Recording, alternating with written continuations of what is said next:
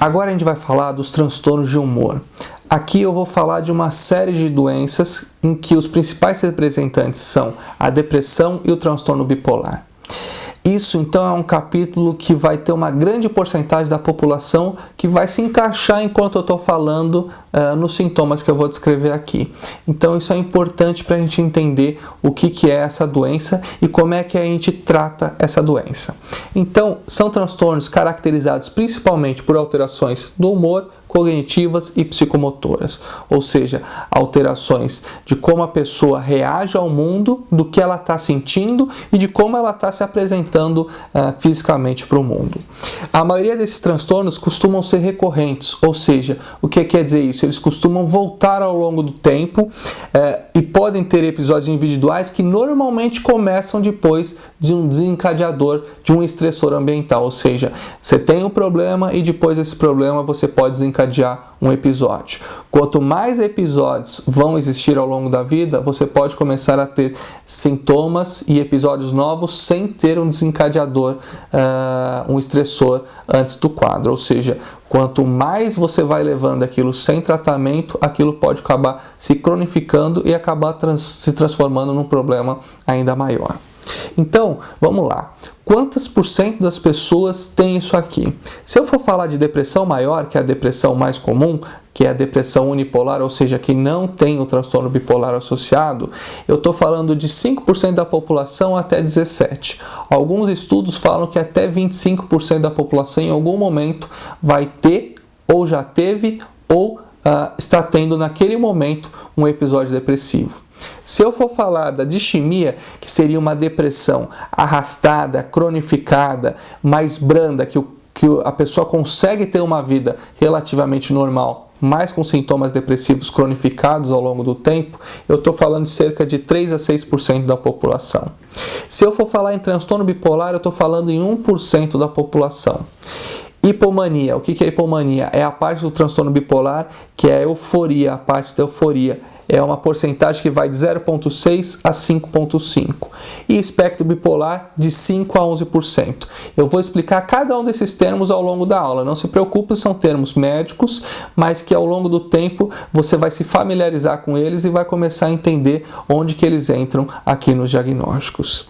Então, quando eu vou falar de tipos de transtornos do humor, tem o depressivo maior, que ou seja, é o episódio em que o paciente vai ter sintomas da depressão que vão durar mais de 14 dias, com humor mais triste, sem prazer nas atividades, que a gente chama de anedonia, com alterações de apetite, de sono, de concentração, de culpa, pensamentos de morte ou suicídio, alterações no seu rendimento, diminuição da libido, todos os sintomas associados, mais de 4 sintomas ao mesmo tempo. Bipolar tipo 1 e tipo 2 são duas classificações do transtorno bipolar que vão diferenciar a gravidade e o tipo de problema que ocorre. O transtorno bipolar tipo 1 é o quadro mais grave, normalmente que pode requerer internações, em que o paciente pode ter sintomas bastante intensos e qualquer pessoa que nunca viu o paciente vai entender que aquela pessoa naquele momento está passando por algum problema psiquiátrico. Então a pessoa está dormindo menos, muito eufórica ou irritada, falando demais, gastando mais dinheiro, pensando mais em sexo, às vezes com sintomas psicóticos, ou seja, rompendo com a realidade, achando que tem poderes, achando que tem mais dinheiro do que tem, achando que tem mais mulheres do que tem, ou seja, crescendo, né, ou em grandiosidade, ou em relação a misticismo, em relação a dinheiro, em relação às outras pessoas. E o transtorno bipolar tipo 2 são sintomas amenizados de euforia, em que o paciente fica mais desperto, dorme menos, tem mais energia, faz mais coisas, só que aquilo é autolimitado, normalmente só quem é mais próximo reconhece aquele sintoma no paciente e aquilo vai alternar normalmente com episódio de depressão. Distimia, que é aquele episódio que eu falei, arrastado, uma depressão crônica e arrastada, menos intensa, que vai durar pelo menos 2 anos no adulto e pelo menos 1 ano no adolescente. Ciclotimia, que é um tipo de parece com o transtorno bipolar, só que ele é menos intenso. A pessoa ficou oscilando entre períodos mais eufóricos, com mais energia, fazendo mais coisa, com períodos depressivos, só que eu não tenho o critério de gravidade para dar o diagnóstico de transtorno bipolar tipo 2 para esse paciente, ou seja, ele não chega a fazer o diagnóstico completo, mas ele fica oscilando ao longo da vida e isso traz um prejuízo muito grande, não só para o paciente, mas para quem convive com aquela pessoa. Devido a condições médicas gerais, ou seja, um transtorno, por exemplo, uma alteração de tireoide, que vai causar, fazendo um quadro depressivo naquela pessoa. E isso é uma alteração biológica que vai acabar cursando com uma alteração psiquiátrica. Induzido por substâncias, ou seja, um paciente que é usuário frequente de álcool e começa a ter sintomas depressivos. O próprio álcool é um depressor do sistema nervoso central. Então eu posso desenvolver sintomas por conta do uso daquela remédio ou daquela substância em específico. Ou sem outra especificação, ou seja, que eu não consigo identificar as características de um ou outro transtorno, mas eu sei que ali, naquele paciente, existe um transtorno de humor. Então essas são as classificações gerais que eu vou falar ao longo da aula. Então, indo para os transtornos depressivos, que de fato é o mais prevalente de todos esses que eu falei.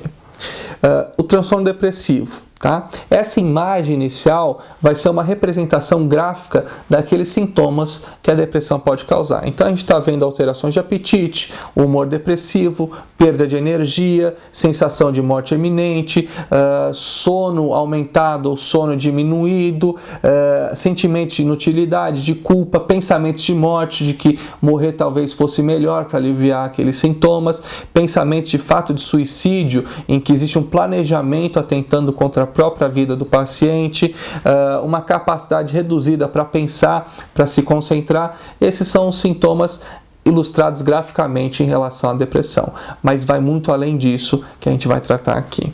Então, nesse primeiro slide, a gente vai avaliar o seguinte, que é a educação da família. Primeira coisa, depressão é um transtorno mental e não é fragilidade ou transtorno de caráter. Ou seja, existe um preconceito arraigado muito grande nas pessoas.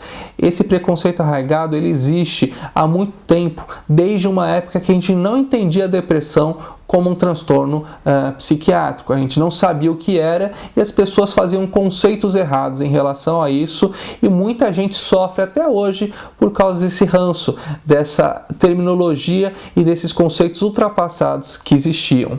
Há tratamentos eficazes, a gente tem uma série de opções, não só medicamentosas, como não medicamentosas, alterações comportamentais, uma série de recursos hoje em dia, estímulos físicos, alterações que eu consigo fazer na rotina da pessoa para trazer um novo patamar de qualidade de vida para aquele indivíduo.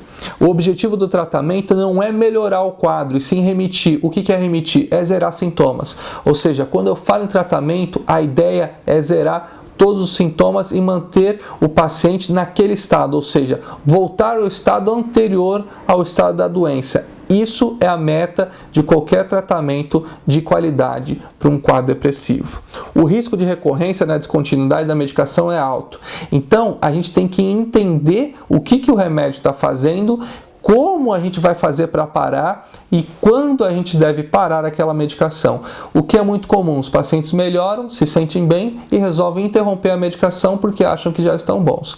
É questão muitas vezes de poucas semanas ou meses para o mesmo quadro se reinstalar, eu ter que recomeçar um tratamento e aquilo muitas vezes vai cronificar um quadro. Tem pacientes que reiteradamente fazem isso, começam, melhoram, param, começam, melhoram, param e eles vão seguindo essa cronologia por muito tempo e muitas vezes a gente acaba cronificando um quadro que seria de simples tratamento se fosse feito corretamente já no início. O paciente e a família devem estar atentos aos sinais e sintomas de recorrência, ou seja, o que eu tenho que ficar atento naquele paciente para entender que aquele paciente está recaindo na doença, ou seja, eu não posso demorar para reiniciar um tratamento quando necessário. Então, todo mundo que já passou por isso, ou algum familiar que já passou, sabe o desespero que dá ver alguém que a gente ama numa situação como aquela. E o tratamento tem que ser o mais rápido possível para a gente ter os melhores resultados no menor prazo possível. Seguindo para o próximo slide, os conceitos populares de depressão. Depressão é uma reação natural Não, não é uma reação natural. É diferente de tristeza. A depressão é uma doença, assim como qualquer outra doença. A gente respeita o que é diabetes, a gente respeita o que é pressão alta, o que é uma pneumonia, porque a gente facilmente identifica isso em sintomas, em exames, num raio-x, num exame laboratorial.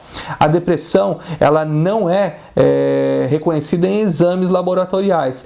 Para eu avaliar uma depressão, eu teria que pegar um pedaço daquele tecido, né, do cérebro, do sistema límbico, colocar aquilo no microscópio e comparar uma pessoa que está com sintomas depressivos com uma pessoa que não está. E ali eu consigo ver alteração no microscópio. Ninguém vai sair fazendo isso nas pessoas por aí. Ou seja, um raio-x, uma ressonância, uma tomografia, um exame laboratorial não vai detectar depressão, mas vai detectar outras doenças que podem acabar se confundindo com um quadro depressivo. Ou seja, a gente vai excluir as outras doenças com os exames para, se sobrar o quadro depressivo no diagnóstico. Ou seja, a psiquiatria é um diagnóstico de exclusão, é o que sobrou depois de descartar as outras causas. É a reação de uma personalidade frágil. Quantas e quantas pessoas não sofrem com esse tipo de preconceito? Principalmente se for do sexo masculino. Muitos homens deixam de procurar tratamento achando que isso é uma fraqueza, que isso vai tirar a masculinidade ou coisas do gênero, coisas completamente sem sentido que vêm sendo carregados ao longo das décadas de preconceito em relação à doença. Ou seja, uma pessoa não é mais forte ou menos forte por conta de um quadro depressivo. Isso é uma vulnerabilidade genética e isso nada tem a ver com fragilidade de caráter. Estou depressivo porque não sou suficientemente persistente, ou seja, as pessoas acham que com a simples força de vontade podem sair de um quadro depressivo. É a mesma coisa que eu supor que com a simples força de vontade eu vou conseguir abaixar o açúcar no meu sangue se eu estou com diabetes. Infelizmente a gente ainda não tem esse poder. Queria eu que tivesse, mas a gente não tem. Ou seja, quando tem um quadro instalado, só um tratamento correto vai conseguir fazer com que o paciente saia daquilo no menor tempo possível. A depressão pode passar sozinho? Pode, mas ela costuma demorar bastante. E nesse meio ela pode levar muito estrago para a vida dos pacientes. Quanto mais tempo deprimido, mais tempo a chance de se cronificar. Então, hoje em dia, a gente tem um conceito: tempo é cérebro. Quanto mais tempo doente, maior o risco e o prejuízo que eu estou causando naquele tecido cerebral, ou seja, naquele material biológico. Por isso, a importância de um tratamento rápido e correto.